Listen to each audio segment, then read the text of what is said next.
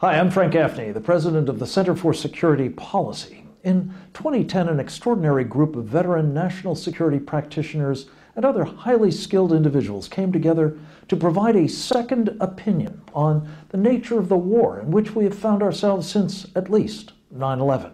Their joint effort was modeled after an earlier exercise in competitive analysis conducted in the 1970s by a group informally known as Team B.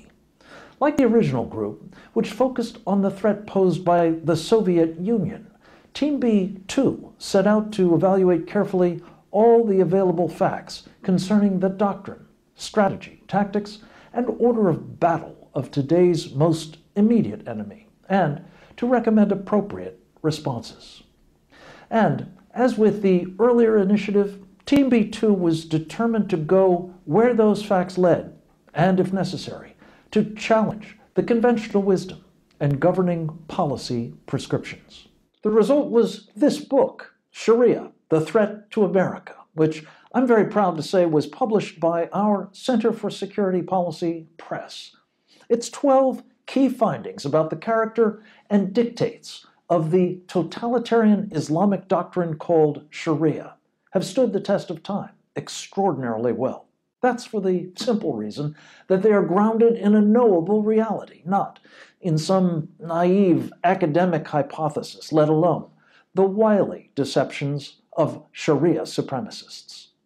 Well, you can download the book in its entirety or in an abridged form for free at securefreedom.org. Let me share with you the dozen findings that emerged from Team B2's competitive analysis. First, the United States is under attack by foes who are openly animated by what is known in Islam as Sharia, or Islamic law. According to Sharia, every faithful Muslim is obligated to wage jihad, whether violent or not, against those who do not adhere to this comprehensive, totalitarian, political, military code. The enemy's explicit goal is to establish a global Islamic state known as the Caliphate, governed by Sharia. 2.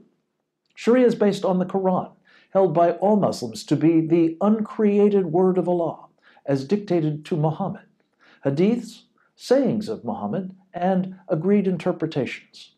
It commands Muslims to carry out jihad, holy war, indefinitely until all of the Dar al-Harb, the house of war, where Sharia is not enforced, is brought under the domination of Dar al-Islam, the house of Islam, or literally the house of submission, where Sharia is enforced. 3. Sharia dictates that non-Muslims be given 3 choices: convert to Islam and conform to Sharia, submit as second-class citizens, dhimmis, or be killed. Not all classes are given the second option. 4. Both Islamic terrorism and pre-violent civilization jihad, properly referred to as stealth jihad, are commanded by Sharia.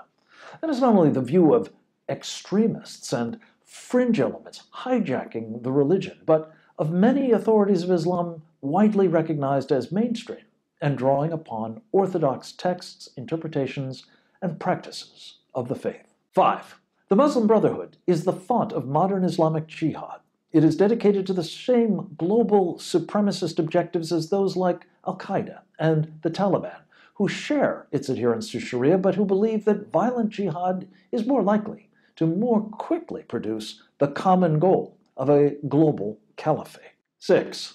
The Brotherhood's internal documents make clear that civilization jihad is subversion, waged by stealth instead of violence, only until such time as Muslims are powerful enough to progress to violent jihad for the final conquest. 7.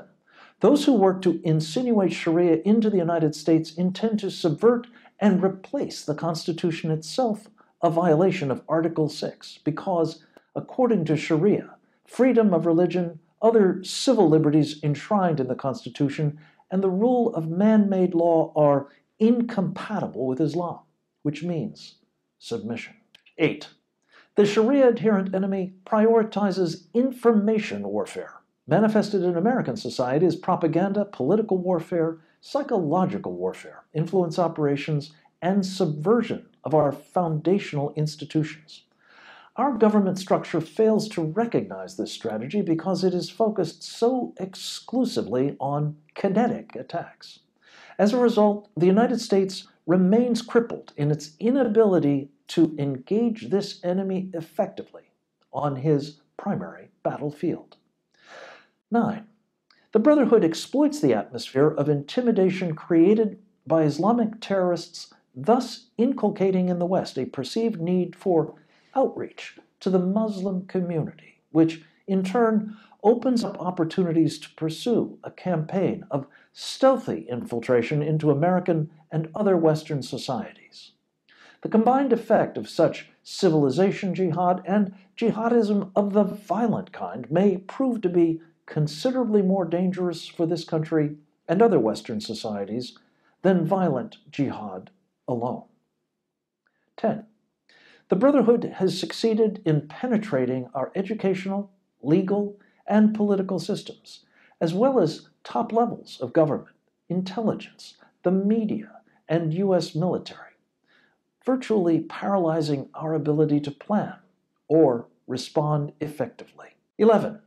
Muslim Brotherhood organizations conduct outreach to the government, law enforcement, media, religious community, and others for one reason: to subvert them in furtherance of their objective, which is implementation of Islamic law. And 12.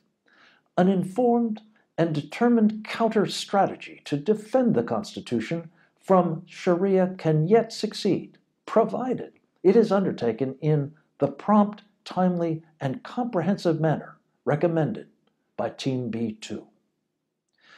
Team B2's insights about Sharia, including descriptions of 15 of its key tenets, its detailed discussion of the Muslim Brotherhood, which is the leading edge of the effort to insinuate Sharia into nations like ours, and its 8 important recommendations for policy course corrections have never been more needed than at present by the public and our government alike. Please review at no charge Sharia, the Threat to America, by visiting securefreedom.org or purchase it at amazon.com.